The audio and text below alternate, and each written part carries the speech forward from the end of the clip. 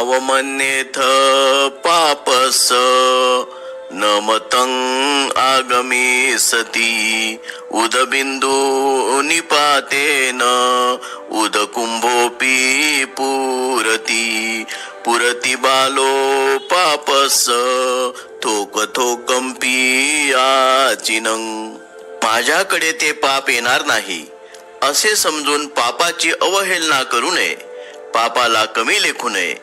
पाण्याचे थेंब थेंब पडून पाण्याचा घडा देखील भरतो. थोडे थोडे पाप गोळा करून तो मूर्ख पापाने भरून जातो. अर्थात एक भिक्षू एक थोडी गैर गोष्ट सातत्याने करत होता आणि त्यासंबंधी बेफिकीर होता. दुसऱ्या भिक्षूंनी दिलेल्या सल्ल्याकडे तो लक्ष देत नसे म्हणून ती गोष्ट बुद्धांच्या कानावर घालण्यात आली. बुद्धांच्या उपस्थितीतही तो भिक्षू म्हणून गेला की असल्या एवढ्या तेवढ्या लहान सहान चुकीबद्दल इतकी चिंता करण्याचं कारण नाही असे म्हणत असे. त्यावर बुद्धांनी त्याला सांगितलं की अगदी लहानशा चुकीकडे सुद्धा कानाडोळा करू नये.